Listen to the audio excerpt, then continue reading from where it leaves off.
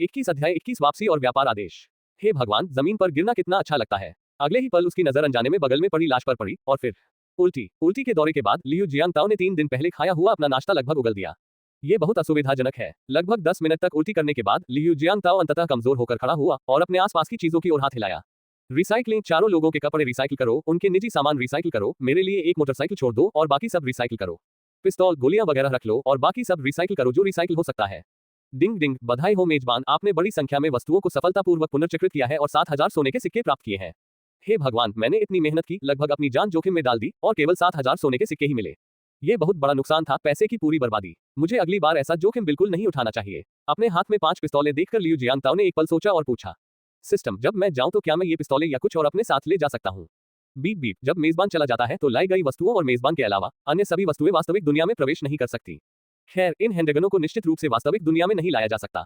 चूंकि मामला ऐसा है, इसलिए इन चीजों को रखने का कोई मतलब नहीं है। बेहतर होगा कि हम इनका प्रयोग अभ्यास के लिए करें। बिना किसी हिचकिचाहट के लियू जियांगताओ ने एक जगह ढूंढ ली और एक निश्चित लक्ष्य पर अभ्यास करना शुरू कर दिया। हालांकि निशानेबाजी का प्रशिक्षण बहुत प्रभावी नहीं था, लियू जियांगताओ ने इसकी परवाह नहीं की। उनका मुख्य लक्ष्य निशानेबाजी का आनंद लेना था। जल्द ही लियू जियांगताओ की लगभग 60 गोलियां बर्बाद हो गईं, लेकिन उन्होंने शेष बची कारतूसों और पिस्तौल का पुनः उपयोग किया। अहम, इसे पुनःचक्रित करके सोने के सिक्के बना दिए गए हैं। हालांकि ये पिस्तौलें और गोलियां सिस्टम द्वारा रिसाइकल की गई थीं, फिर भी ये सिस्टम के स्टोर में दिखाई देंगी। जब तक उसके पास सोने के सिक्के हैं, लियू जियांगताओ जितने चाहे उतने खरीद सकता है। इन वस्तुओं को पुनः प्राप्त करने की आवश्यकता के कारण जब लियू जियांगताओ गुफा में पहुंचे तो गुफा के प्रवेश द्वार पर मौजूद 3 सशस्त्र गुंडों को पहले ही नीचे गिरा दिया गया था। 3 गुंडों और उनके आसपास बंदूकों को देखकर लियू जियांगताओ ने मन ही मना भरी। इस पूरी घटना ने उसे ऐसा महसूस कराया जैसे कोई मजदूर युद्ध का मैदान साफ कर रहा हो, जैसे कि यह आदमी युद्ध का मैदान साफ ही न कर रहा हो। जमीन पर पड़ी 3 बंदूकों को देखकर लियू जियांगताओ ने धीरे से आह भरी। रिसाइकल, जियाओ मेई को गुफा में ले जाते हुए वहां हर जगह कुल्हाड़ी और लकड़ी की छड़ें थीं। रिसाइकल, बार बार चलने और रुकने के बाद जब लियू जियांगताओ गुफा के सबसे भीतरी हिस्से में पहुंचे और दूरी पर उकेरी जा रही बुद्ध की मूर्ति को देखा तो ये डिंग ठगों के एक समूह के साथ लड़ रहा था। संदेशवाहक, जल्दी करो, बुद्ध का सिर वापस लाओ, आगे बढ़ो और उन्हें लूटो, मैं इन लोगों का ख्याल रखूंगा। जैसे ही उसने ये कहा, लियू जियांगताओ ने लड़ाई में धावा बोल दिया। ए डिंग के जाने के बाद लियू जियांगताओ ने अपनी M500 राइफल निकाली और अपने ठीक सामने खड़े बदमाशों पर ट्रिगर दबा दिया। बूम बूम बूम बूम, लगातार 5 गोलियां चली और लियू जियांगताओ को घेरे हुए 5 लोग जमीन पर गिर पड़े। अरे, बंदूक होना कितना बढ़िया है। सच कहूं तो उल्टी करने के बाद किसी को मारना ज्यादा अच्छा लगता है। हालांकि मारने का एहसास, खैर, उल्टी करने के बाद इस आदमी ने पहले ही सोच लिया था। भविष्य में उसे जरूर दूसरे तरह के विमानों से सफर करना होगा और उसे अनगिनत खतरों का सामना करना पड़ेगा। इसलिए खतरा आने पर तैयारी करने के बजाय उसे अभी से मारने के एहसास की आदत डाल लेनी चाहिए। इसके अलावा फिल्म जगत में लोगों को मारना एक खेल खेलने जैसा है। ये सभी लोग एनपीसी हैं। इस आत्मभ्रामक मनोवैज्ञानिक सुझाव के तहत उसका मूल रूप से उत्तेजित हृदय आश्चर्यजनक रूप से शांत हो गया। यही कारण है कि लियू जियांगताओ बिना किसी रोक टोक के 5 गोलियां चलाने में सक्षम था। 5 लोगों को मार गिराने के बाद लियू जियांगताओ ने अपनी पिस्तौल कमर में डाली और एक बदमाश की गर्दन पर तेज शक्तिशाली लात मारी।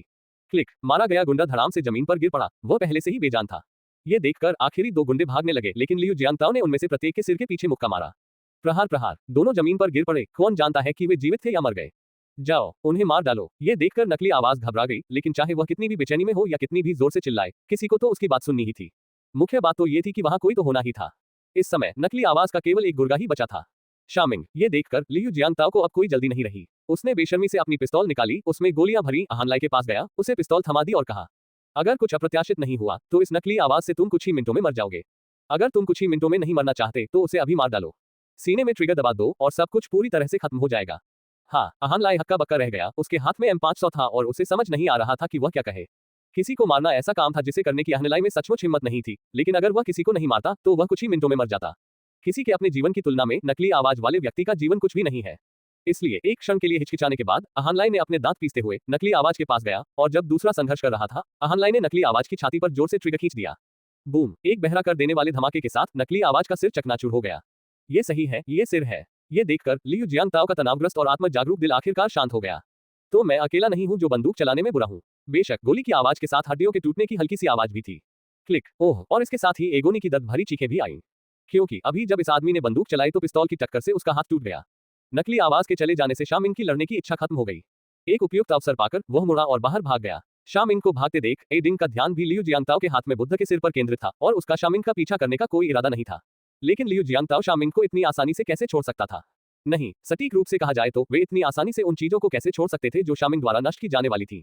तो जैसे ही शामिंग भागने के लिए मुड़ा, लियू जियांगताओ चिल्लाया, उसे मार दो एडिन, वरना बादू गांव में कभी शांति नहीं होगी। हाँ, उसे मार डालो। यदि किसी और ने यह बात कही होती तो एडिन को भी इस पर विश्वास नहीं होता और हो सकता है कि वह उस व्यक्ति पर उसकी शेखी बघारने के लिए हंस भी देता। लेकिन लियू जियांगताओ अलग है, यह आदमी भगवान का दूत है। तो अगले ही पल ए डिंग ने उसका पीछा किया। ए डिंग को जाते हुए देखकर लियू जियांगताओ ने हिलते हुए विशाल बुद्ध के सिर की ओर देखा और धीरे से आह भरी। रिसाइकल, बधाई हो मेजबान, आपने एक क्षतिग्रस्त स्वर्ण बुद्ध प्रतिमा बरामद कर ली है और 30,000 स्वर्ण मुद्राएं प्राप्त की हैं। इस नंबर को देखकर लियू जियांगताओ को अफसोस की पीड़ा महसूस हुई। जैसा कि फिल्म देखने वाले सभी लोग जानते हैं, अंत में कटे हुए बुद्ध के सिर में सोने के अलावा कुछ भी नहीं था। सोना, ये बस ऐसे ही पुनःचक्रित किया गया था। ये महामहिम, मैंने नकली आवाज को मार डाला, मैं अब भी कैसे मर सकता हूँ? अहानलाई ने पूछने से पहले बहुत देर तक उल्टी की, वह जोर जोर से हौंफ रहा था। चिंता मत करो, तुम निश्चित रूप से मरने वाले हो। हाँ, अहानलाई लगभग फूट फूट कर रोने लगी। आप मुझे बताएं, मैं आपकी सेवा में जो भी मेहनत करता हूँ वह सिर्फ अपनी जान बचाने के लिए करता हूँ। लेकिन तुम कुछ और हो, तुम बस मुझे मारना चाहते हो। मुझे लगता है कि कुछ दशकों में आप बुरे हो जाएंगे और मर जाएंगे। हे भगवान, क्या आप इतनी भारी सांस लेना बंद कर सकते हैं? अभी एक सेकंड पहले अहानलाई लगभग टूट गया था, लेकिन लियू जियांगताओ के ये शब्द कहने के बाद अहानलाई को लियू जियांगताओ का गला घोटने की इच्छा हुई। क्या समय हो गया है? मुझसे बात करते हुए भी तुम्हारी सांसें इतनी तेज क्यों चल रही हैं? क्या वे नहीं जानते कि लोग मर भी सकते हैं? ... एक दिन बाद लियू जियांगताओ, ए डिंग और अन्य 3 लोग बारू गांव लौटे तो उन्होंने पाया कि बिना सिर वाली बुद्ध प्रतिमा एक और भी अधिक गंभीर और विशाल बुद्ध प्रतिमा में परिवर्तित हो गई थी। ये देखकर आदिन इतना आश्चर्यचकित हुआ कि उसके हाथ से बुद्ध का सिर लगभग गिर ही गया। मैंने इतनी सारी परेशानियां झेली हैं, बुद्ध की मूर्ति का सिर छीनने के लिए अपनी जान जोखिम में डाली है, और आपने इसे उससे भी बेहतर मूर्ति से बदल दिया है। मैंने पूरे दिन कड़ी मेहनत की, लेकिन ऐसा लग रहा है जैसे मेरी सारी मेहनत बेकार गई। क्या आपने कभी सोचा है कि मैं कैसा महसूस करता हूँ? बेशक ए डिंग ऐसा कुछ नहीं कहेगा। दूत आ गया है। मठाधीश ने अपने हाथ आपस में जोड़े ए डिंग के हाथ में बुद्ध के सिर की ओर देखा और फिर लियू जियांगताओ से कहा, दूत सचमुच सर्वज्ञ है। वह 1 साल पहले से जानता था कि आदिन निश्चित रूप से बुद्ध का सिर ढूंढने में सक्षम होगा। ए डिंग अविश्वास से लियू जियांगताओ को घूर रहा था। उसे यह बात 1 साल पहले ही पता थी। आपको यह बात 1 साल पहले से पता थी, फिर आपने इसे रोकने की कोशिश क्यों नहीं की? इससे पहले कि ए डिंग सवाल पूछ पाता, मठाधीश के अगले शब्दों ने ए डिंग को लगभग विस्फोट करने पर मजबूर कर दिया। अब जबकि आदिन बुद्ध का सिर वापस ले आया है, तो कृपया महामहिम बुद्ध की मूर्ति वापस ले आइए। मैंने इसे वापस लाने के लिए अपनी जान जोखिम में डाल दी और फिर लियू जियांगताओ ने इसे वापस ले लिया। ठीक है। एडिन पूरी तरह से अवाक रह गया। जिस तरह से उन्होंने लियू जियांगताओ को देखा वह अज्ञानता, संदेह, असंतोष और जिज्ञासा से भरा था।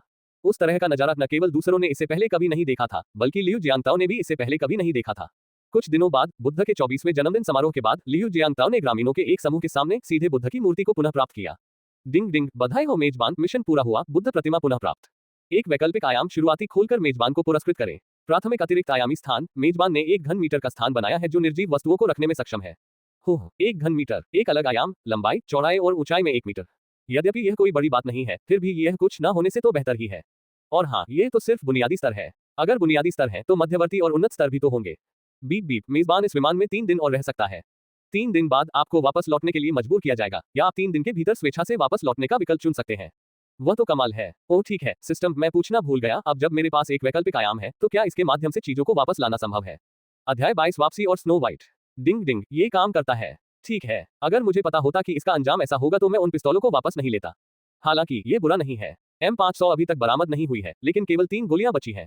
M500 को वैकल्पिक आयाम में रखने के बाद लियू जियांगताओ ने अगले 3 दिन विभिन्न छोटी लेकिन अत्यंत मूल्यवान वस्तुओं को इकट्ठा करने में बिताए। उदाहरण के लिए रंगीन रत्न आदि। जब उनके लौटने का अंतिम समय आया तो लियू जियांगताओ ने ए डिंग और मठाधीश को विदाई दी, फिर बुद्ध की मूर्ति के पास बैठ गए, दिखावटी ढंग से कुछ बहुत प्रार्थनाएं पढ़ी और फिर चुपचाप अपने आप से कहा, वापस करना। तुरंत ही प्रकाश की एक 9 रंगीन किरण ने लियू जियांगताओ को घेर लिया और फिर एक रहस्यमय 9 रंगीन द्वार 2 मीटर ऊंचा और 1.5 मीटर चौड़ा उसके पीछे प्रकट हुआ। एडिन, अहानलाई, शियाओमेई और बाकी लोग लियू जियांगताओ के पीछे वाले गेट को अविश्वास से देख रहे थे। क्या वाकई बुद्ध यही रहते थे? लगभग सभी ने अवचेतन रूप से गेट के पीछे की दुनिया की ओर देखा, लेकिन उन्हें केवल 9 रंगों वाली रोशनी दिखाई दी और वे गेट के पीछे कोई दृश्य नहीं देख सके। सचमुच बुद्ध की दुनिया आम लोगों की पहुंच से परे है। किसी दिन फिर मिलेंगे आप सबसे। लियू जियांगताओ ने हाथ हिलाकर मुड़कर द्वार से बाहर निकल गए। अगले ही पल लियू जियांगताओ और द्वार एक साथ गायब हो गए और केवल कुछ लोग जमीन पर दंडवत होकर चुपचाप शास्त्रों का पाठ करते हुए रह गए। जब लियू जियांगताओ विला में वापस लौटे तो उन्हें ऐसा लगा जैसे वह किसी सपने में हो। 1 साल तक ओन बाग की दुनिया में रहने के बाद वास्तविक दुनिया में वापस लौटने की आदत डालना वास्तव में कठिन है। मैंने शॉवर चालू कर दिया और गर्म पानी से ओन बाग की दुनिया की धूल को धो दिया। इस बार ओन बाग की दुनिया में अपनी यात्रा के दौरान लियू जियांगताओ ने काफी मात्रा में स्वर्ण सिक्के कमाए और अपने माय थाई कौशल को 0 से विशेषज्ञ स्तर तक उन्नत किया। हालांकि उन्होंने जो कीमत चुकाई वह भी काफी ज्यादा थी। 1 वर्ष का जीवन काल। देहांतरण से पहले उनकी आयु 24 वर्ष थी, परंतु अब उनकी आयु 25 वर्ष है। हालांकि वास्तविक दुनिया के लोगों के लिए ये लड़का अभी भी एक 24 वर्षीय सुंदर युवक है। सिस्टम, व्यक्तिगत विशेषताएं देखें। नाम, लियू जियांगताओ, मेजबान, लिंग पुरुष, आयु 25/70, कुल जीवन काल 70 वर्ष, 25 वर्ष पहले ही उपयोग किए जा चुके हैं। सोने के सिक्के 97,000, आक्रमण शक्ति 25-10, प्रभाव प्रतिरोध 30-10, धीरज 20-10, छिपी विशेषताएं, करिश्मा 9-10, अप्रयुक्त, लॉ ग्रेड स्कवेंजिंग टोकन तारांकन 3, कांस्य ग्रेड स्कवेंजिंग टोकन तारांकन 5, लॉ ग्रेड यात्रा टोकन तारांकन 1। विशेष योग्यताएं, ओरेकल बोन स्क्रिप्ट में बुनियादी दक्षता, थेरवाद बौद्ध धर्म विशेषज्ञ, थाई विशेषज्ञ, मय थाई विशेषज्ञ। संपत्ति, भूपदान और बलि तिपाई, सफेद Z dragon, you the great की तलवार, 40 आभूषण, 13 हीरे की अंगूठियां। पूर्ण किए गए कार्य 5 कार्य पूर्ण करने पर आपको एक यादृच्छिक लेनदेन प्राप्त होगा। वर्तमान कार्य कोई नहीं। विशेषाधिकार आइटम रिसाइकलिंग, सिस्टम क्षमता सक्रिय, मूल आइटम रिसाइकलिंग 10 मीटर की त्रिज्या। बीप बीप, चूंकि होस्ट ने 5 कार्य पूरे कर लिए हैं, इसलिए एक ट्रेडिंग टोकन का आदान प्रदान किया जा सकता है। क्या होस्ट अब इसका आदान प्रदान करना चाहेगा? लेन देन टोकन, क्या बिल्ली है? किसके साथ व्यापार करें? सिस्टम के साथ। ऐसा नहीं होना चाहिए। सिस्टम आपकी चीजों को रिसाइकल करता है और फिर आप सिस्टम की दुकान से चीजें खरीद सकते हैं। इसके लिए किसी ट्रांजैक्शन टोकन की जरूरत नहीं होती। हाँ, एक ट्रेडिंग टोकन एक्सचेंज करें। ब्रश, पूर्ण किए गए कार्यों की संख्या तुरंत 0 हो गई और उसी समय लियू जियांगताओ के हाथ में एक हथेली के आकार का 9 रंगों वाला टोकन प्रकट हुआ। लेनदेन टोकन का उपयोग करने के बाद होस्ट अन्य वास्तविक दुनिया सिस्टम उपयोगकर्ताओं के साथ व्यापार कर सकता है। नोट 1, लेनदेन टोकन एक बार उपयोग की जाने वाली वस्तुएं हैं और उपयोग के बाद गायब हो जाएंगी। नोट 2, एक बार लेनदेन टोकन का उपयोग हो जाने पर लेनदेन सफल हो या न हो, ये गायब हो जाएगा। हाँ, क्या अन्य सिस्टम उपयोगकर्ता भी हैं? क्या ऐसा हो सकता है कि इस दुनिया में और भी सिस्टम हो और भी होस्ट हो? दीदी, सिस्टम प्रबंधन नियमों के अनुसार सभी सिस्टम अनन्य हैं। वास्तविक दुनिया में केवल एक ही सिस्टम मौजूद हो सकता है। माथा, मैं क्यों अधिकाधिक भ्रमित होता जा रहा हूँ? असली दुनिया क्या है? क्या सचमुच कोई नकली दुनिया है? सिस्टम, यह असली दुनिया क्या है? क्या कोई नकली दुनिया भी है? बीप बीप, अनंत ब्रह्मांड में अनगिनत जीवन असर वाले ग्रह हैं, जिनमें से प्रत्येक एक वास्तविक दुनिया है। उदाहरण के लिए पृथ्वी जहां मेजबान स्थित है, उन अनगिनत वास्तविक ग्रहों में से एक है। हर ग्रह पर हर बुद्धिमान जीवन अपनी कल्पना से उस ग्रह से संबंधित अनगिनत काल्पनिक दुनियाएं बनाता है। इन दुनियाओं को विमान कहते हैं। उदाहरण के लिए ओन बक विमान जहां मेजबान ने प्रवास किया, वो फिल्मी दुनिया के विमानों में से एक है, और वह विमान जहां मेजबान ने पहली बार यू द ग्रेट के साथ व्यापार किया, वह विमान मानव इतिहास और कल्पना का संगम है। माथा, मैं अभी भी पूरी तरह से समझ नहीं पाया हूँ। हालांकि काफी देर तक विचार करने के बाद इस आदमी को अंततः समझ आ गया। ये पता चलता है कि तथाकथित झूठी दुनिया या विमान कोई वास्तविक दुनिया नहीं है, बल्कि मानव कल्पना और सृजन द्वारा निर्मित एक विमान है। एक फिल्म एक विमान हो सकती है, एक उपन्यास एक विमान हो सकता है, और यहाँ तक कि एक खेल भी एक विमान हो सकता है। दूसरे शब्दों में, वे स्थान जहां से यह व्यक्ति कचरा इकट्ठा करता है, वे सभी नकली दुनियाएं हैं, सिवाय पृथ्वी के, जो कि वास्तविक दुनिया है। वे सभी पृथ्वी से संबंधित ग्रह हैं। हालांकि लेन देन टोकन वास्तविक दुनिया की संस्थाओं के बीच लेन देन का प्रतिनिधित्व करते हैं। ये स्पष्ट नहीं है कि ऐसे लेन देन के बाद क्या परिणाम हो सकते हैं। सिस्टम मेरी पूछताछ का जवाब नहीं देता। एक पल सोचने के बाद लियू जियांगताओ ने उस चीज को रखने का फैसला किया। आखिरकार वह अभी भी बहुत कमजोर था और पूरी पृथ्वी भी बहुत कमजोर थी। क्या होगा अगर वह जिस वास्तविक दुनिया के साथ व्यापार कर रहा है वह एक दुष्ट उन्नत दुनिया है और वे व्यापार टोकन का उपयोग पृथ्वी के निर्देशांक निर्धारित करने के लिए कर सकते हैं? यह कोई मजाक नहीं होगा। जैसे ही लियू जियांगताओ ने ट्रांजैक्शन टोकन का इस्तेमाल अस्थायी रूप से बंद करने का मन बनाया, उसका फोन बज उठा। कंपनी की अकाउंटेंट, या यूं कहें कि उसकी पूर्व कंपनी अकाउंटेंट सिस्टर किन का फोन था। अरे बहन किन, आपने अचानक मुझे फोन करने का फैसला क्यों किया? ओह सुंदर युवक, तुम अपनी बहन को इतनी जल्दी भूल गए। मुझे बहुत दुख है। माथा, सिस्टर किन की आवाज सुनकर लियू जियांगताओ के रोंगटे खड़े हो गए। अगर सिस्टर बॉम्ब ने ये शब्द कहे होते तो लियू जियांगताओ को जरा भी बुरा नहीं लगता, लेकिन संयोग से ये शब्द सिस्टर किन ने कहे थे। ये बात 40 वर्ष की एक दुबली पतली हड्डी पतली महिला ने कही थी। हाँ, वह अभी भी एक ऐसी लड़की है जो लड़कों के प्रति आसक्त है। वह ऐसी लड़की है जो एक जवान सुंदर आदमी का विरोध नहीं कर सकती। कंपनी में लियू जियांगताओ को अक्सर सिस्टर किन द्वारा परेशान किया जाता था, लेकिन सिस्टर बम और जिन यू के उदाहरण के साथ लियू जियांगताओ वास्तव में सिस्टर किन जैसे किसी व्यक्ति के साथ उलझना नहीं चाहता था, जो सिर्फ कचरे का एक टुकड़ा था। बेशक ये भी अफवाह है कि सिस्टर किन ने अपने पद का इस्तेमाल लियू जियांगताओ जैसे कई युवा पुरुषों का यौन उत्पीड़न करने के लिए किया, जिन्होंने अभी अभी कार्यबल में प्रवेश किया था। सिस्टम के बाध्य होने से पहले लियू जियांगताओ ने सिस्टर किन के साथ मित्रतापूर्ण व्यवहार करने का दिखावा किया होगा, लेकिन अब अरे सीधे मुद्दे पर आओ, मैं व्यस्त हूँ। अधीर आवाज इलेक्ट्रॉनिक तरंग बैंड के साथ यात्रा की। वाह कितना मर्दाना, तुमने तो मुझे सचमुच डरा दिया है। क्या बिल्ली है ये औरत? लियू जियांगताओ पूरी तरह से अवाक रह गए। हे छोटे भाई, मैं तो बस तुम्हें चिढ़ा रहा हूँ। कंपनी आज रात 9 बजे नाइट आउल बार में विदाई भोज दे रही है, वहीं मिलते हैं मवा। बीप बीप बीप, फोन पर व्यस्त स्वर सुनकर लियू जियांगताओ अवाक रह गए। ये बूढ़ी औरत और भी अधिक अभद्र होती जा रही है। लेकिन क्या आज रात हम विदाई भोज का आयोजन कर रहे हैं? क्या ये बहुत समय पहले घटित हुई घटना नहीं है? ओह ये भी सही नहीं है। यद्यपि उसने ओन बाग की दुनिया में 1 वर्ष बिताया था, परंतु वास्तविक दुनिया में 1 सेकंड भी नहीं बीता था। वास्तविक समय के अनुसार कंपनी सुबह दिवालिया हो गई और फिर इस आदमी को एक क्लीनर के रूप में नौकरी मिल गई। हे भगवान, मैं तो वास्तविक दुनिया के बारे में लगभग भूल ही गया था। लेकिन क्या मुझे इस विदाई भोज में जाना चाहिए या नहीं? क्या ये भी एक प्रश्न है? कंपनी में कई बहुत ही मिलनसार युवा महिलाएं हैं। तुरंत घूमे और अपने सबसे अच्छे कपड़े पहने। लेकिन फिर मैंने सोचा, सिस्टर किन, वह कंकाल महिला अब कहाँ है? एक व्यंग्यात्मक मुस्कान के साथ लियू जियांगताओ ने अपने क्लीनर के कपड़े वापस पहन लिए। इस व्यक्ति के पास पहले कुछ भी नहीं था, इसलिए वह किसी भी तरह से अच्छे कपड़े पहनने की कोशिश करता था, यहाँ तक कि वह नकली डिजाइनर कपड़े भी खरीद लेता था। अब जब उसके पास एक विला है तो उसे यह बात समझ आ गई है, जो लोग उसकी परवाह करते हैं वे उसे सिर्फ इसलिए नीची नजरों से नहीं देखेंगे क्योंकि उसने अच्छे कपड़े नहीं पहने हैं, और अगर दूसरों को उसकी परवाह नहीं है तो उसे इसकी परवाह क्यों करनी चाहिए कि दूसरे उसे कैसे देखते हैं। सफाईकर्मी भी महान है, वे पृथ्वी के सौंदर्य निर्माता और शहर के संरक्षक हैं। मैंने अपनी घड़ी देखी और समय 8:60 हो चुका था। 9 बज गए। अरे ऐसा लगता है कि वह महिला सिस्टर किन फिर से कुछ करने की योजना बना रही है। गैराज में पहुंचकर लियू जियांगताओ उस तिपहिया साइकिल पर सवार हुआ जो अपनी टूटी हुई घंटी को छोड़कर हर जगह खड़खड़ा रही थी, और उसने अपने एक्सीलेटर से उसे धक्का दिया। धप, चेन टूट गई। टूटी हुई तिपहिया साइकिल को देखकर लियू जियांगताओ बहुत परेशान हो गया। स्वच्छता विभाग द्वारा जारी की गई तिपहिया साइकिलें कितनी अविश्वसनीय है। वे एक दिन से भी कम समय में खराब हो जाती हैं। इसे भूल जाओ, मैं कल इसे ठीक करने के लिए कोई जगह ढूंढ लूंगा और फिर इसका उपयोग करूंगा। जहां तक बार में विदाई भोज की बात है, वहां दौड़ने में कोई दिक्कत नहीं है। आखिरकार ओन बक की दुनिया में ये लड़का अक्सर अपनी सहनशक्ति का अभ्यास करने के लिए दौड़ता ही है। उसी समय तियानक्सिन गार्डन विला क्षेत्र के मुख्य द्वार पर बाइजू, जो गाड़ी चलाने ही वाली थी, ने अचानक एक परिचित व्यक्ति को तेजी से बाहर भागते देखा। क्या ये वही व्यक्ति नहीं है जिसने अभी अभी ओरेकल बोन स्क्रिप्ट का उपयोग करके अपना नाम पूछा था? क्या ये युवक भी रात्रि में दौड़ने का शौकीन है? हाँ, बाइजू अपनी भौहें चढ़ाए बिना नहीं रह सकी। हालांकि कई लोगों को रात में जॉगन करने की आदत होती है, लेकिन यह व्यक्ति तो बिल्कुल नहीं करने वाला था, क्योंकि चौकीदार की वर्दी पहनकर कोई रात में जॉगन तो नहीं करेगा।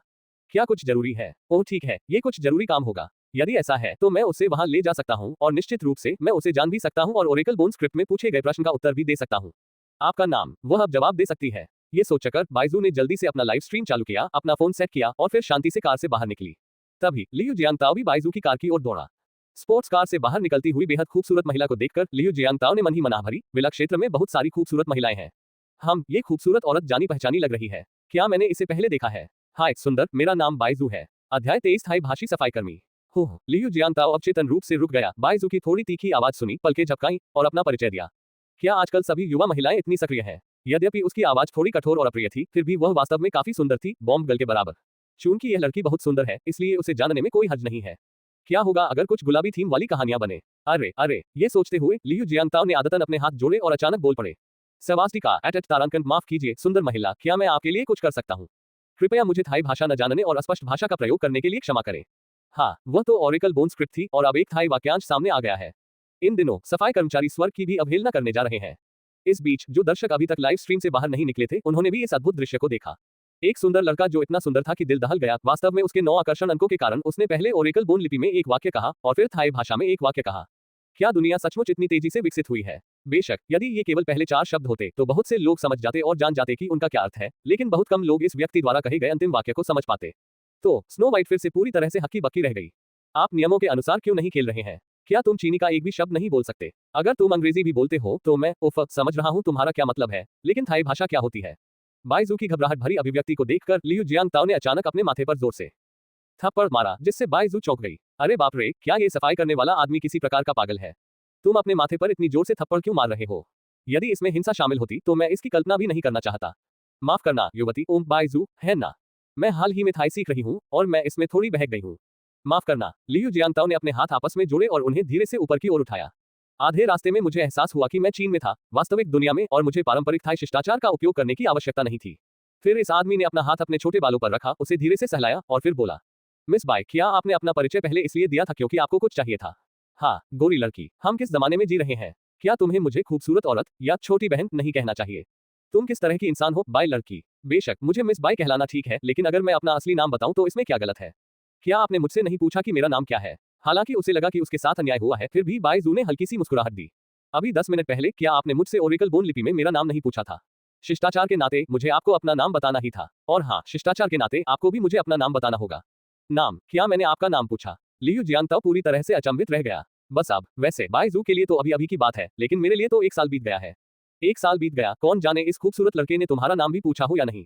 प्रश्न ओरेकल बोन स्क्रिप्ट में पूछा गया था। ओरेकल बोन स्क्रिप्ट के बारे में सोचते हुए लियू जियांगताओ को स्पष्ट रूप से याद आया कि जब वह घर जा रहा था तो एक खूबसूरत महिला ने उससे उसका नाम पूछा और उसने बहादुरी दिखाते हुए उससे ओरेकल बोन स्क्रिप्ट में पूछा, आपका नाम? क्या ये लड़की हो सकती है? तभी इस आदमी को ये बात याद आई। हालांकि ये लड़की वास्तव में काफी प्रतिभाशाली है, वह ओरेकल बोन लिपि भी जानती है। यह कोई साधारण फूलदान नहीं है, यह एक फूलदान है जो ओरेकल बोन लिपि को समझता है। संक्षेप में, नकली फूलदान। खांसी खांसी, नकली फूलदान। ओह हे, मुझे लगता है ऐसा ही कुछ था। मैं अभी इसके बारे में भूल गया था। हा। लियू जियांगताओ ने अपने सिर के पीछे खुजलाया और अजीब तरह से हंस पड़े। हालांकि ये शब्द सुनकर बाइजू पूरी तरह से टूट गई। वाह, तुम थाई भाषा भी बोल सकते हो। तुम्हें यकीन नहीं हो रहा कि तुम्हारी याददाश्त इतनी खराब है। जहां तक लाइव स्ट्रीम देख रहे दर्शकों की बात है तो वे सभी हंसने लगे। हे भगवान, दुनिया में सचमुच ऐसे अद्भुत लोग हैं। सुंदरता को गंदगी हवा समझना, सुंदरता को हवा समझना है। मैं अभी 10 मिनट पहले ही ओरेकल बोन स्क्रिप्ट में किसी का नाम पूछ रहा था और अब मैं इसे पूरी तरह से भूल गया हूँ। उन्होंने तो यहाँ तक कहा, लगता है कि ऐसा कुछ है। ये सब एक चाल है, एक पूर्ण चाल। खैर, मैं तुम्हें माफ करता हूँ। तुम्हें इतना सुंदर होने के लिए किसने कहा? अच्छा दिखना ही सब कुछ है। अरे भाई, क्या अब तुम मुझे अपना नाम बता सकते हो? बाइजू का स्वर थोड़ा नाराजगी भरा था और यहाँ तक कि उसकी कर्कश और कठोर आवाज भी नाराजगी को छिपा नहीं सकी। इतने वर्षों में किसी भी पुरुष ने उसे इस तरह नजरअंदाज नहीं किया। अगर कोई था भी तो वे सब चालें थीं और बाइजू एक नजर में उन्हें देख सकती थी। लेकिन इस आदमी ने सचमुच अपने आप को गंभीरता से नहीं लिया, वह सचमुच भूल गया था। बाइजू की करुण आवाज सुनकर लियू जियांगताओ ने अजीब तरह से मुस्कुराते हुए कहा, मुझे बहुत अफसोस है, मैंने आपको पूरी तरह से अनदेखा कर दिया। आप तियानशान पहाड़ों से आए बर्फीले कमल जैसी सुंदर हैं। मेरा नाम लियू जियांगताओ है। लियू यानी लियू जियांगताओ, जियांग यानी लियू जियांगताओ, ताओ यानी लियू जियांगताओ। आपसे मिलकर खुशी हुई। वाक्य का पहला भाग सुनते ही बाइजू के चेहरे पर गर्माहट आ गई। देखा, इस लड़की का आकर्षण अभी भी काफी मजबूत है। हालांकि वाक्य का दूसरा भाग सुनने के बाद ये थोड़ा, अच्छा आप जानते हैं, क्या आप अपना परिचय ऐसे देते हैं? और लियू जियांगताओ का लियू जियांगताओ का जियांग। कौन जानता है कि आप कौन से लियू जियांगताओ हैं? लेकिन रुकिए, क्या हमें पारंपरिक तारीफों या छेड़खानी की तकनीकों की ओर नहीं बढ़ना चाहिए? जी हाँ, ऐसा सिर्फ बाइजू ने ही नहीं सोचा था, लाइव स्ट्रीम देख रहे अन्य सभी दर्शक भी ध्यान से सुन रहे थे कि लियू जियांगताओ आगे क्या चाले चलेगा। अरे सुंदरी, बहुत देर हो गई है। तुम जैसी सुंदर औरत का अकेले बाहर रहना खतरनाक है। तुम्हें घर जाना चाहिए। ये सुनकर स्नोफ्लेक्स का समूह पहले से ही अनुमान लगा सकता था कि लियू जियांगताओ आगे क्या कहने वाला था। या ये हो सकता है, बिल्कुल सही समय है, मैं भी मुक्त हूँ, मैं आपको लिफ्ट दे सकता हूँ। या यदि आप घर नहीं जाना चाहते तो आप कुछ देर के लिए मेरे घर आ सकते हैं, मेरे पास रेड वाइन की एक अच्छी बोतल है। कम से कम आप ये तो कह सकते हैं, सुंदर महिला, मैं आपका रक्षक बन सकता हूँ। हालांकि लियू जियांगताओ के अगले शब्द थे, उद्धरण चिन्ह डॉट डॉट डॉट। मुझे कुछ काम है, इसलिए मैं पहले चलता हूँ। हम बाद में बात करेंगे। इतना कहकर वह आदमी भाग गया। ये सही है, वे भाग गए। लियू जियांगताओ को मुड़कर भागते हुए देखकर जुएहुआ के समूह ने लगभग शाप दिया। लड़कियों के साथ छेड़खानी का क्या हुआ? घर पर जो रेड वाइन होनी चाहिए थी उसका क्या हुआ?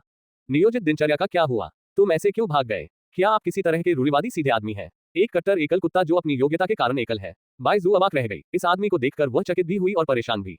क्या सचमुच दुनिया में ऐसे पुरुष हो सकते हैं? मैंने सोचा था कि इतना खूबसूरत लड़का डेटिंग के खेल में माहिर होगा। अगर वो मेरे साथ फ्लर्ट भी नहीं करता तो कम से कम अपना फोन नंबर या वीचैट तो छोड़ ही देता। लेकिन तुमने तो बस बाद में बात करते हैं कहकर भाग गए।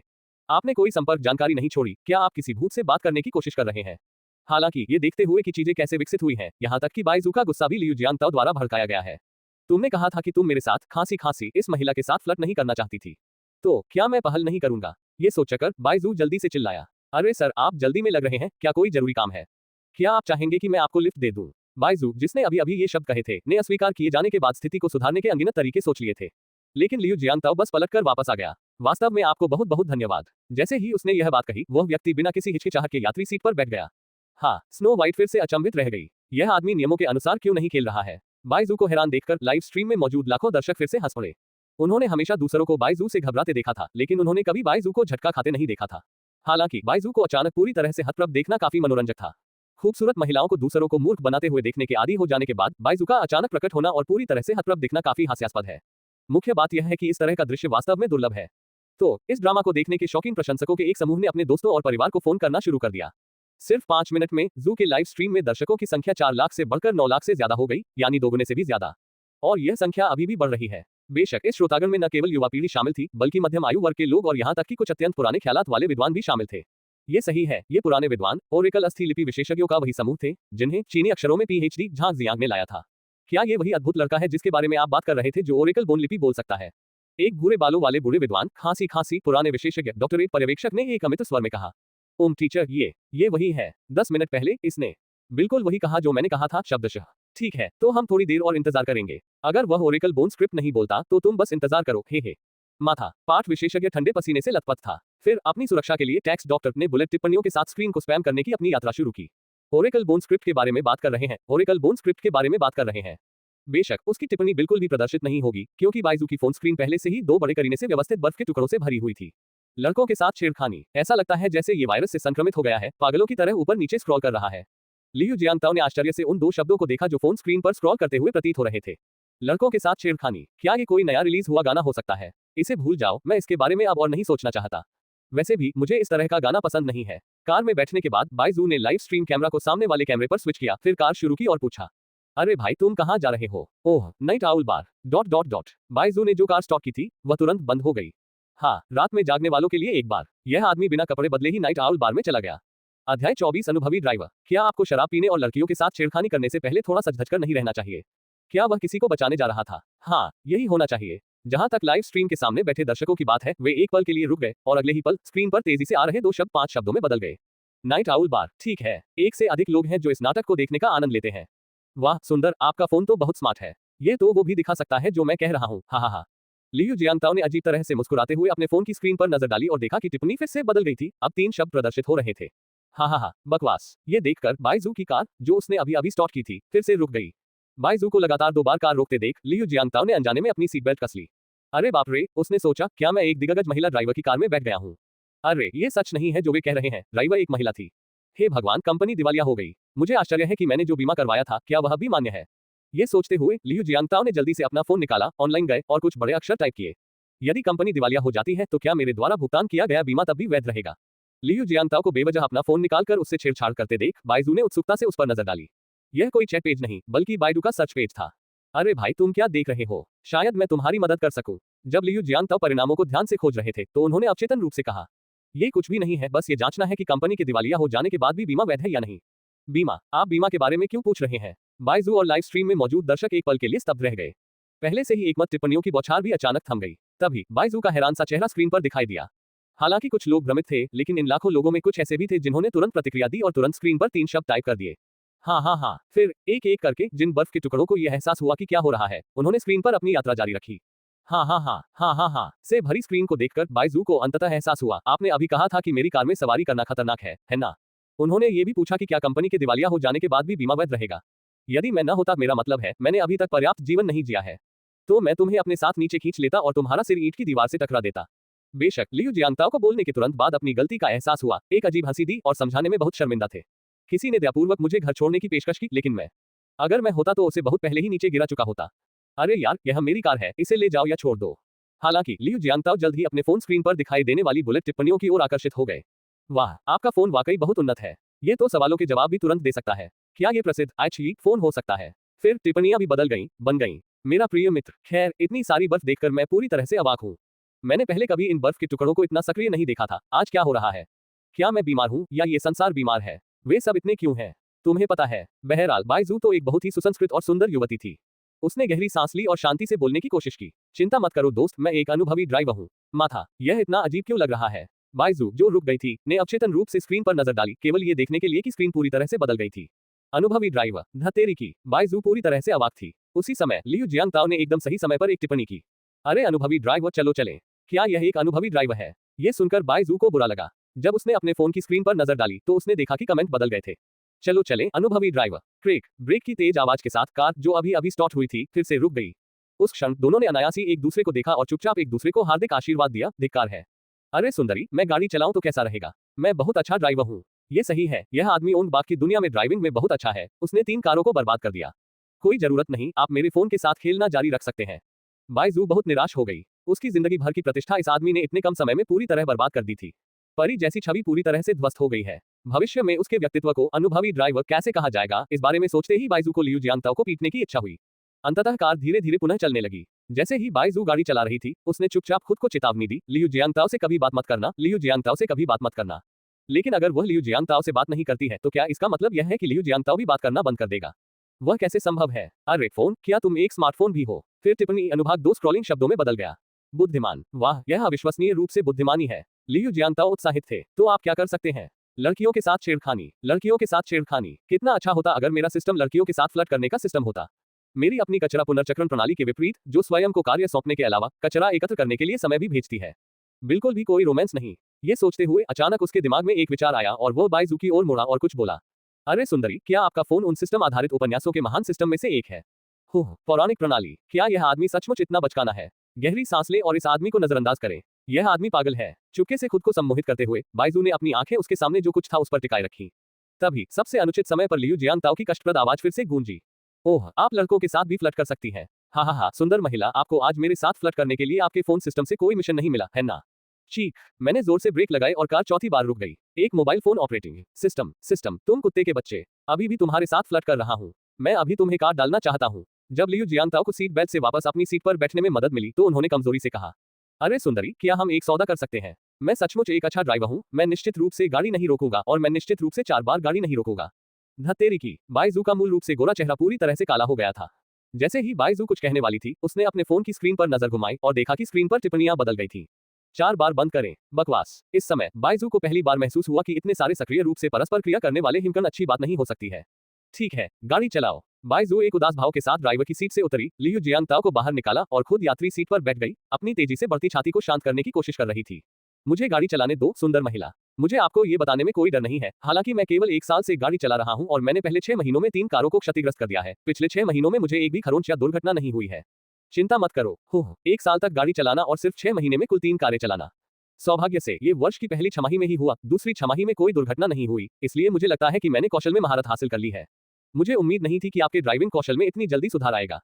क्या आप मुझे बता सकते हैं कि साल की दूसरी छमाही में आपके साथ कोई दुर्घटना कैसे नहीं हुई? बाइजू ने यथासंभव शांति से पूछा। वह आज के लिए अपना फोन कार्य नहीं भूली थी। उफ, मेरा मतलब है उसका लक्ष्य लड़कों के साथ फ्लर्ट करना। आपको निश्चित रूप से उसके साथ फ्लर्ट करना होगा, उसे खुश करना होगा और फिर उसे बताना होगा कि आपको उसमें बिल्कुल भी रुचि नहीं है। ठीक है, बस इतना ही। यह आसान है, बस किसी और को गाड़ी चलाने दो, लियू जियांगताओ ने बेशर्मी से कहा। किसी और को गाड़ी चलाने दो? बाइजू की आंखें खुली की खुली रह गईं। हाँ, कार खरीदने में पैसा लगता है, अगर आप उसे नष्ट कर दे तो क्या आपको बुरा नहीं लगेगा? किसी ने तो ये स्वाभाविक ही कहा था। ये कुल मिला है, उनके लिए दुख महसूस हो रहा है। अरे बाप रे, ये मेरी कार है। मेरी कार, तुमने मेरी कार तोड़ दी और इससे मेरा दिल भी टूट गया। तभी लियू जियांगताओ ने गैस पर पैर रखा और कार फुसफुसाहट के साथ चल पड़ी। आह, धीरे करो, जल्दी करो, यही तो जुनून पैदा करता है। आह, चिल्लाना बंद करो, सुंदर महिला, चिंता मत करो, मैं बहुत अनुभवी हूँ। 3 तिपहिया वाहनों को तोड़ने के अपने अनुभव के साथ मैं अभी भी इस गति को संभाल सकता हूँ। हाँ, तुमने 3 तिपहिया वाहन नष्ट कर दिए। हे भगवान, आपको यकीन नहीं हो रहा कि आप पूरे साल ट्राइसाइकिल चलाते रहे हैं। अरे, तिपहिया साइकिलें चलाई नहीं जाती, चलाई जाती हैं। खैर, वास्तव में, हालांकि लियू जियांगताओ के ड्राइविंग कौशल बिल्कुल विशेषज्ञ नहीं है, फिर भी वे बहुत अच्छे हैं। इस आदमी ने कार चलाते समय 3 तिपहिया साइकिलें नष्ट कर दी। बेशक कार पूरी तरह से क्षतिग्रस्त हो गई, लेकिन क्या मैं ऐसा कह सकता हूँ? बाद में उन्होंने धीरे धीरे गाड़ी चलाना सीख लिया, लेकिन जब शुरुआती उत्साह खत्म हो गया तो उनका अब गाड़ी चलाने का मन नहीं हुआ। गाड़ी जल्द ही आराम से चलने लगी और तभी बाइजू ने सावधानी से छत पर लगा हैंडल छोड़ा। यह आदमी बहुत डरावना था। तभी बाइजू ने देखा कि फोन की लाइव चैट अवर्णनीय उपशीर्षक में बदल गई थी। आह, धीरे करो, जल्दी करो, यही तो इसे रोमांचक बनाता है। आह, डॉट डॉट डॉट, ये बार बार बचता रहता है। पहली बार देखना तो ठीक है, लेकिन कोई भी चीज बार बार देखने से नहीं रुकती, ज्यादा सोचने की तो बात ही छोड़ दीजिए। अरे अरे, बाइजू का सुंदर चेहरा चमकीला लाल हो गया। मेरी सावधानीपूर्वक बनाई गई सार्वजनिक छवि पूरी तरह से ध्वस्त हो गई है। नहीं, मुझे बदला लेना ही होगा, मुझे बदला लेना ही होगा। ये सोचते हुए बाइजू ने मुड़कर यथासंभव शांति से पूछा। अरे भाई, क्या तुम्हें पता है कि हमारी कार किस तरफ जा रही है?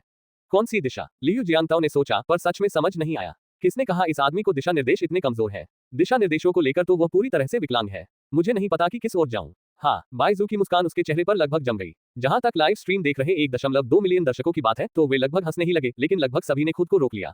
ये व्यक्ति बहुत असहयोगी है। हालांकि अगर लियू जियांगताओ सहयोग नहीं करता है तो भी कोई बात नहीं, हम सीधे उसके साथ फ्लर्ट कर सकते हैं, है ना? एक और मुस्कुराहट के बाद बाइजू ने आखिरकार कहा, आगे का रास्ता हमारी खुशी की ओर जाता है। वाह, खुशी की दिशा। टिप्पणी अनुभाग तुरंत 5 शब्दों में बदल गया। खुशी की दिशा। अध्याय 25 सीधा आदमी। लियू जियांगताओ की क्षणिक स्तब्ध अभिव्यक्ति को देखकर बाइजू का पहले से जमा हुआ मूड गर्म होने लगा। जहां तक लियू जियांगताओ का प्रश्न है, उन्होंने कई सेकंड तक विचार किया और फिर अपने होठों को चटकाते हुए कहा, सुंदर महिला, क्या आपको कोई मानसिक स्वास्थ्य समस्या है? हाँ, स्नो वाइट दंग रह गई। आपका क्या मतलब है कि मैं मानसिक रूप से बीमार नहीं हूँ? भले ही मुझे दिशा का बिल्कुल भी ज्ञान न हो और मैं यह न बता सकूं कि कौन सा रास्ता कौन सा है, मुझे पता है कि आगे खुशी का रास्ता नहीं है। खुशी का रास्ता हमारे शहर के दूसरी तरफ है। हम या तो पूर्व की ओर, उत्तर की ओर या कम से कम पश्चिम की ओर जा रहे हैं। पफ, लाइव स्ट्रीम शुरू होने से पहले ही अनगिनत लोग बेहद गुस्से में थे। अरे यार, मैंने इतना असंवेदनशील व्यक्ति कभी नहीं देखा। यह आदमी, क्या ये गुफाओं का आदमी है? जहां तक बाइजू की बात है, उसका चेहरा पीला पड़ गया था क्योंकि वह किसी तरह 4 शब्द बोल पाई थी। आगे, ये दक्षिण है। पफ, लाइव स्ट्रीम शुरू होने से पहले ही अनगिनत लोग जो हंसना बंद नहीं कर पाए थे, फिर से जोर जोर से हंसने लगे।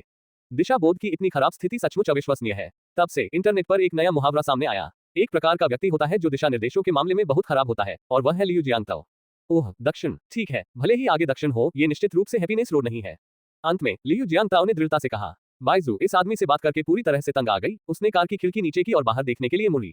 अरे, कौन आपसे इस बात पर चर्चा कर रहा था कि आगे का रास्ता खुशी की ओर है या नहीं? ये लड़की तुम्हारे साथ फ्लर्ट कर रही है यार। भाई, हम घुटने टेकते हैं, हम सचमुच घुटने टेकते हैं। एक अजीब सी खामोशी छा गई। 3 सेकंड बाद लियू जियांगताओ ने अपने कंधे ऊपर उठाए और कहा, अरे सुंदरी, चलो खिड़की बंद कर दें, थोड़ी ठंड है। बाइजू ने अकड़कर अपना सिर घुमाया और लियू जियांगताओ की ओर देखा। क्या आप जानते हैं कि दुनिया का सबसे ठंडा स्थान कौन सा है? सबसे ठंडा स्थान? यह आसान है, मुझे पता है। अंटार्कटिका, क्योंकि अंटार्कटिका भूमि है और आर्कटिक महासागर है। नहीं, इनमें से कोई नहीं। माथा। लियू जियांगताओ हक्के बक्के रह गए। दोनों में से कोई नहीं। क्या सचमुच अंटार्कटिका से भी अधिक ठंडी कोई जगह है? सबसे ठंडी जगह वो है जहां तुम नहीं हो। स्नो वाइट मुस्कुराने में असमर्थ थी। अरे बाप रे, इस आदमी ने मेरा अच्छा मूड खराब कर दिया। यहाँ तक कि उसका पसंदीदा शगल, पुरुषों के साथ छेड़खानी, भी अब अपना आकर्षण खो चुका है। हालांकि अगले ही पल बाइजू ने लियू जियांगताओ की हैरान और अविश्वसनीय निगाहें देखी।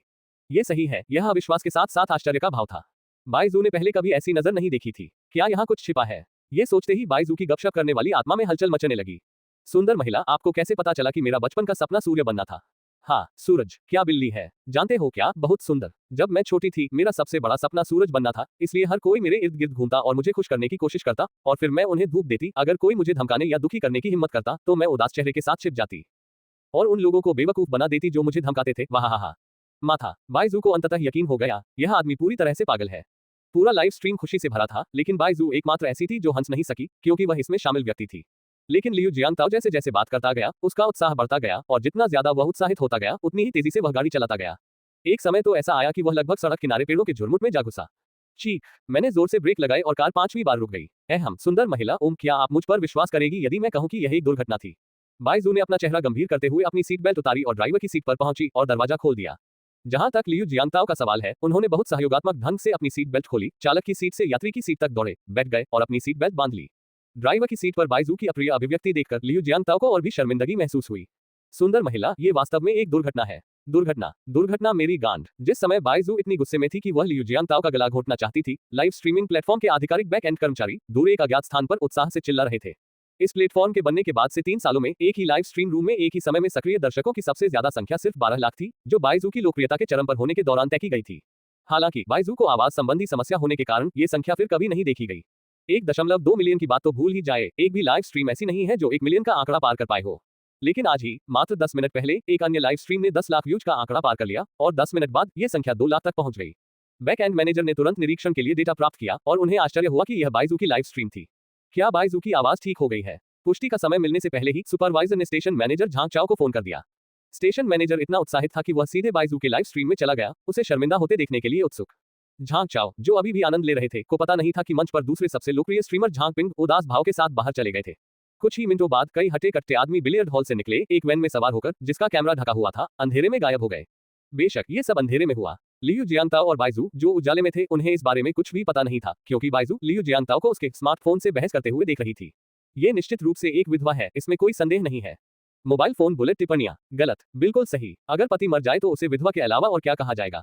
बाइजू अवाक रह गई जब उसने लाइव स्ट्रीम में लियू जियांगताओ को लोगों के साथ उत्साहपूर्वक बहस करते देखा। इस व्यक्ति की भावनात्मक बुद्धिमत्ता इतनी कम है कि यह व्यावहारिक रूप से विचित्र है। ये सही है। अभी माहौल को हल्का करने के लिए बाइजू ने लापरवाही से कुछ कहा। एक बार की बात है, एक जोड़ा था। आदमी ने मुझसे कहा कि वह मुझे पसंद नहीं करता और औरत ने मुझसे कहा कि वह मुझे पसंद करती है।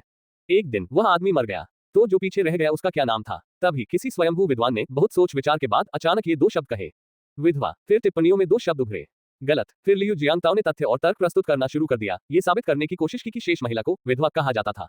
बुलेट स्क्रीन को मनाने के लिए लियू जियांगताओ के उत्साही प्रयास को देखकर बाइजू पूरी तरह से अवाक रह गई और अंततः उसे अपने तुरुप के पत्ते का सहारा लेना पड़ा। क्या तुम मुझसे प्यार करना पसंद करोगे या गंदगी खाना? क्या पूछने की भी कोई जरूरत है? चुनने की कोई जरूरत नहीं है। लगभग हर कोई ये जानता है, ठीक है। फिर लियू जियांगताओ ने असामान्य रूप से गंभीर तरीके से दर्शकों के साथ चीजों पर चर्चा शुरू कर दी। चावल और गंदगी के बीच अंतर, चावल कैसे मल में बदल जाता है और मल कैसे चावल में बदल जाता है। यह एक दिलचस्प विषय है और लियू जियांगताओ इस पर बड़ी दिलचस्पी से चर्चा कर रहे हैं। अंततः इस व्यक्ति ने यह सिद्ध करने के लिए एक उदाहरण भी दिया कि मल भी खाने योग्य है। उदाहरण के लिए किसी द्वीपीय राष्ट्र का राजकीय भोज, जहां सर्वोच्च पदस्थ सदस्यों को खाने के लिए अज्ञात समय तक प्रतीक्षा करनी पड़ती है, वह शिव भोज है। उन्होंने ये भी कहा कि लड़की को पहले कुछ दिनों तक केवल फल खाने की जरूरत है। और कौन सा रंग सबसे अच्छा है? इस आदमी की अंतहीन गंदगी फैलाने वाली बातें सुनकर मुझे नहीं पता कि दूसरों को कैसा लगा होगा, लेकिन बाइजू ने पिछले सप्ताह का अपना सारा नाश्ता लगभग उगल दिया। घृणित है, दुनिया में ऐसे हृदयहीन और पागल लोग हैं। अंततः इसे और अधिक सहन न कर पाने के कारण बाइजू ने ब्रेक लगा दिए और इस बार कार नहीं रुकी। क्या तुम मेरी हत्या करने की कोशिश कर रहे हो? जब लियू जियांगताओ को सीट बेल्ट द्वारा सुरक्षित रूप से वापस अपनी सीट पर खींच लिया गया, तो उन्होंने गुस्से से कहा, ये औरत वाकई कमाल की है। खूबसूरत होने, हॉट बॉडी और दिखने में अमीर होने के अलावा और क्या है इसके पास? खैर, ऐसा लगता है कि एक महिला के लिए ये पर्याप्त है। हालांकि लियू जियांगताओ अपने मन में ऐसे खतरनाक विचारों को कैसे आने दे सकता था? इसलिए एक महिला जिसमें ये सभी गुण हो, निश्चित रूप से पर्याप्त नहीं है। हाँ, एक आदर्श महिला बॉम्ब गर्ल जैसी होनी चाहिए। एक खूबसूरत चेहरा, एक हॉट बॉडी और अंतहीन पैसा। ये तो स्नो वाइट जैसा ही लगता है। नहीं, बॉम्ब गर्ल के बारे में कुछ और बात है। वो लोगों को मार सकती है और इससे उन्हें बहुत दर्द होता है। ये सब सोचते हुए लियू जियांगताओ की रीढ़ में सिहरन दौड़ गई। ये बहाना किसी आत्मपीड़ावादी के बहाने जैसा लग रहा था। हत्या। लियू जियांगताओ के लापरवाह रवैये को देखकर बाइजू को उसे थप्पड़ मारकर मार डालने की इच्छा हुई। हत्या। क्या तुम्हें इस बात का कोई आत्मबोध नहीं है कि मैं तुम्हें मारना चाहता हूँ या नहीं? अरे, मैं एक महिला हूँ। ओह, मैं एक महिला हूँ। अरे भाई, क्या तुम नहीं बता सकते कि मैं क्या कर रहा हूँ? बाइजू को लगा कि उसका आशय बिल्कुल स्पष्ट था, जिसे 2 शब्दों में कहा जा सकता है, उतर जाओ। दुर्भाग्यवश कुछ क्षण विचार करने के बाद किसी ने अचानक कहा, मानो उसे कुछ समझ आ गया हो, युवती, आपके ड्राइविंग कौशल में सुधार हुआ है। हाँ, अर्थ क्या है? इस बार इंजन बंद नहीं हुआ। बुरा नहीं, सचमुच बहुत अच्छा। क्या बकवास है? बाइजू को लगा कि उसका चेहरा लगभग बाव झेंग की तरह लाल हो गया है। इस बीच लाइव स्ट्रीम में दर्शक हंसने लगे। आज का लाइव स्ट्रीम बहुत दिलचस्प था। मैंने पहली बार इतना मजेदार आदमी देखा है। बेशक खुशियों से भरे बर्फ के टुकड़ों के बीच अभी भी कुछ ऐसे थे जो हंस नहीं पा रहे थे। वे पुराने विद्वान यानी डॉक्टरेट पर्यवेक्षक, जिन्हें साहित्य में पीएचडी के लिए आमंत्रित किया गया था, हंसे नहीं। आपने मुझे यहाँ सिर्फ इस आदमी को बेवकूफों की तरह बोलते देखने के लिए भेजा है। यहाँ तक कि एक मूर्ख भी जान जाएगा कि यह महिला आपके साथ छेड़खानी कर रही है। मैं भी, जो 70 या 80 वर्ष का बूढ़ा आदमी हूँ, ये जानता हूँ, और आप अभी भी नहीं जानते। कैसा मूर्ख है। बगल में बैठे विद्वान की बात करें तो वह लगभग रो पड़ा। भाई, बस एक शब्द बोलो, दैवज्ञ की अस्थि लिपिका। अगर जल्दी कुछ नहीं कहा तो मैं मर जाऊंगा। बाइजू ने लियू जियांगताओ को हंसी और झुंझलाहट के मिले जुले भाव से देखा। तुम्हें मेरी तारीफ करने को किसने कहा? ये लड़की आपको बस से उतरने के लिए कह रही है, वह अब आपको बस में नहीं बिठाना चाहती। हालांकि ये देखते हुए कि यह पहली बार है जब इस आदमी ने मेरी तारीफ की है, मैं इसे जाने देता हूँ। मैं एक उदार व्यक्ति हूँ, इसलिए मैं उसके खिलाफ कुछ नहीं कहूंगा। कार जल्द ही नाइट आउल बार पहुंच गई। लियू जियांगताओ ने अपनी जेबें जांची तो पता चला कि उनके पास पैसे नहीं है। ठीक है, यह आदमी 1 साल से उन बाग की दुनिया में है और उसने पैसे न रखने की आदत बना ली है। उसने अपनी जेब में हाथ डाला, दूसरे आयाम से एक मानिक निकाला और उसे अपने फोन के सामने रख दिया। मैं एक गरीब आदमी हूँ, मेरे पास ज्यादा पैसे नहीं है, इसलिए मैं तुम्हें खेलने के लिए एक पत्थर दे दूंगा। ये कहने के बाद लियू जियांगताओ कार से बाहर निकले और बाइजू के मना करने से पहले ही चले गए। पूरी प्रक्रिया अविश्वसनीय रूप से चिंतामुक्त थी।